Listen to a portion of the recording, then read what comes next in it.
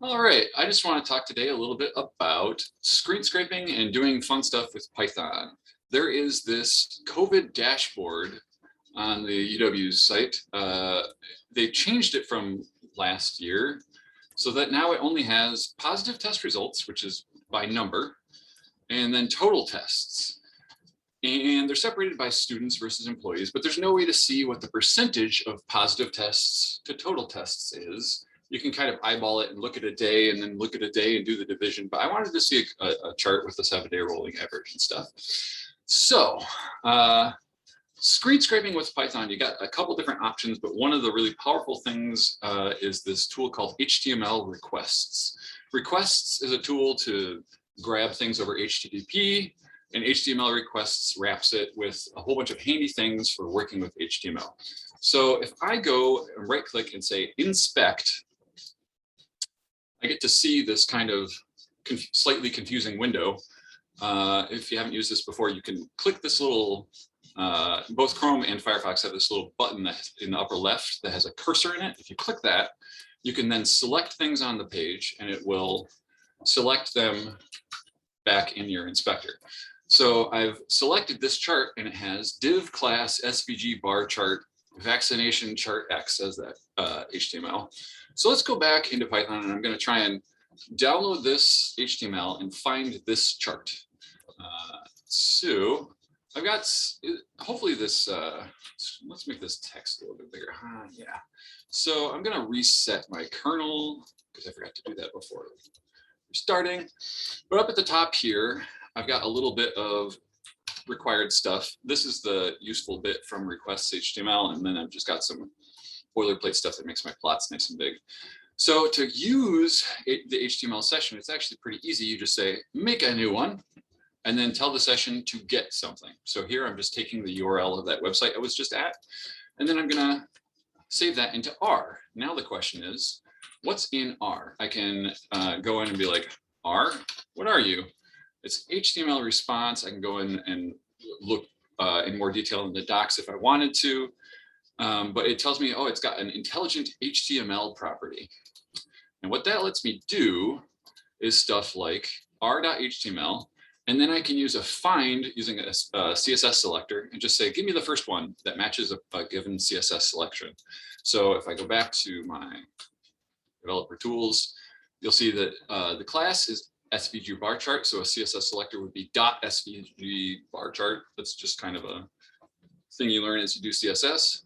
So let's try and look at what's in there. What is actually in this chart that I've found? Positive chart. What is it? It's an element, a div with that class and those the stuff that we'd expect from this thing. But I can start looking inside it. And what I want to do, remember, I've got this chart. I was hoping that somewhere in here, there'd be really easily accessible numbers, or maybe that the JavaScript would be downloading something and creating this a chart from some easily parsed array. But that's not what's happening. What's actually happening is some backend thing is creating an SVG and then embedding it with all these graphics elements. And the graphics elements, if I could delve way down in here, you can see that they'll have stuff like on August 2, there's a tooltip, data tooltip annotation, which has embedded in it the data that I actually want to get at in a string, which is not awesome, but I think we can make this work in Python. So going back here, how are we going to— Dan, just a quick question. Is there any reason, like why would someone set that up that way as opposed to just having it make the chart? Because it seems a lot more simple to just have it make the chart than. Right. So this is some backend, like this website must be using some like data knowledge framework thing that lets them produce this by like dragging and dropping onto a dashboard, and then that just pops out on the other end like this. I'm guessing nobody actually designed it to look like this. This is just complexity built on complexity, and eventually that's what pops out. It's a little bit nasty looking. So how are we going to get down in there is the question. I'm going to grab a few things over here, and I'm going to cheat slightly because this took a little bit of time to figure out. You can go into this chart element using Xpath, which is another confusing way to select things in HTML. But a simple way to think about it is you can kind of define parent-child relationships and tell it what you want to pull out. So the first bit of it is what kind of path in the document am I looking for? // means anywhere in this document or anywhere in this element. And then the G means I'm looking for an element named G. So if I go back over here, you'll see that this element is a G, a graphics element inside SVG. And I want to pull out just the data tooltip annotation. So the way I do that is I say, find me all the G's that are inside here that have an attribute data tooltip annotation, and this at means attribute. And then it's going to pull out those attributes. Let's see what happens. So I get a nice little Python array or list that contains all these strings. And there they are. Hooray, XPath, very quick, very complicated looking, but basically think of it as you can do some kind of path. You can be more specific than anything, but // just means anywhere inside here. Then some kind of element you're looking for. You can also specify queries like, I want to select all the G's that have an attribute that is some value, but that gets more complicated. For this one, we just want all the ones with this attribute. So I'm going to cheat again and pull in some code that I wrote to extract it. So this is kind of annoying. Here's that XPath you see. I wanted to write a function because there's two charts. I just pass in each chart and it extracts them. And I want to make a pandas data frame. And to make the pandas data frame, I'm just going to extract the numbers for each of those tooltips. So I have all these tooltips with numbers. I have to figure out how to pull out the 108 and the 67. And then I'm going to name the columns. You'll notice that sometimes there's just students and employees, but sometimes there's students and a 7-day average and employees and a 7-day average. So I'm going to name the columns this. But what is the extracting numbers actually doing? This is using some tricky regular expression magic. And maybe at some point I'll need to do a little bit of a quality coding thing about regular expressions. There are ways of specifying, like, I want to find the digits. I'm not going to go into this code in super detail right now, but just know that that allows me to extract the data into some values. And if I say positive.plot, I'm just calling plot on the pandas data frame, and ooh, look, numbers. So if I go back over to the dashboard, I'm going to look and see, does that look like the kind of shape I was expecting? Like students is peaking and then the student graph is up. Students, yes, that looks like what I want. So the great thing about pandas is now that we have this tests object, and to be clear, I have two charts that I've extracted. I got the positive numbers and then the total tests. So if I want to find the total number of tests, I could just say, hey, add in the tests of the students and the tests of the employees. So if I do this, I'm actually just going to put this in a new thing and look at it. Oops. You can see, oh yeah, now I'm summing them up in a column, and I have this sum I could do something with. I ended up not needing to do that math because all I really want to do is take the positive data frame and divide it by the tests data frame and multiply it by 100. So if I make a new cell and I say positive divided by tests, I'll see, oh yeah, I got some nans, but then I've got some values, and it automatically, if the columns are the same across both the data frames, which they are because I used the same function to make them, I just get out all the divided numbers. So I can divide a table by a table just like that. That's pretty awesome. And then I can multiply it by 100 to get a percentage. I just want to say all the nans are 0. 0 tests happened on that day.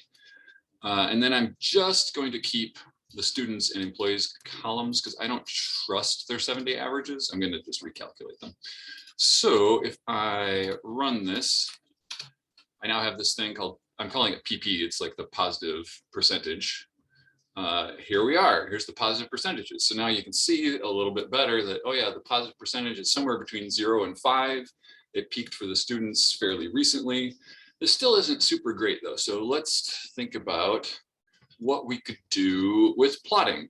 I'm going to recreate the rolling averages, which is pretty easy in pandas. You can just say, given a specific field, make me a rolling average of this many, or give me a rolling frame of this many, and then I take the mean of that. You could also do rolling sums or other interesting things. Usually a rolling average makes a lot of sense for this time data. So now you can see I've got these 7-day students and 7-day employees columns that, similarly to the previous embedded data, they're nan until you get to the 7th day. But now we want to kind of like plot this prettier. So I am going to plot, let's plot, make a bar chart, because I want to mimic this chart here a little bit. I just want to divide the two charts and show it. So I'm going to do a bar chart. The Y is the students and the employees, and I'm calling it the % positive tests. That's the data frame I'm plotting. And I'm going to assign some colors that are kind of like the colors on the other plot. Let's see what that looks like. So now I've got this bar chart. These X ticks are not very useful yet, and it's still not very handy. I want to show the 7-day averages in some way with error bars a little bit.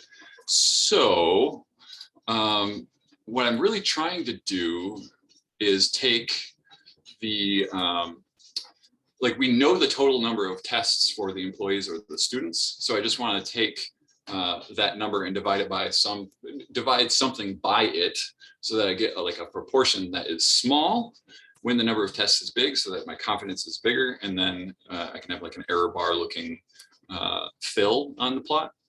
So first though, I'm going to figure out, I've got to put in, I'm going to plot another thing where I'm pulling out the 7-day averages, but I'm not doing a bar chart. I'm just plotting them as a line. And to append onto the existing graph that I have here, you just say, you specify the axis is that previous axis. And I can specify some colors, and it looks like this. And these aren't smooth or interpolated at all. I think that's fine. I'm not going to bother to try and make a spline or anything, but Matplotlib makes that fairly easy. But now what I really want to do is like display these confidence levels. And I'm going to show a function that's relatively simple to do that. I'm going to make a new cell. And I'm going to say this function is called plot total tests. It's going to take a thing that we're plotting. It's going to take the total number of tests and a color to plot it in. I've got a multiplier. I just chose 50 because it ended up looking pretty like a good size, but we can tweak that and see what it does. The size of the error bar that I'm going to draw is the multiplier divided by the total number of tests for that day. If the size is too big, in pandas, you can select a subset of the records with a query inside the, excuse me, inside the brackets. So I can say, give me all the records where the size is greater than half, and I'm just going to set them equal to half. So it forces a ceiling on it.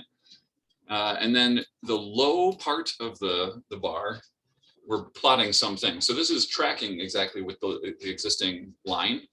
The thing is the line, and we want to say draw something a little bit lower and a little bit higher. So that given that size, we want to go below it by this much, and then above it by this much. And then I just want to say that if I don't do this line, I'll show you what it looks like. If I don't floor things at 0, the graph will just go a little bit below 0, which looks a little bit weird.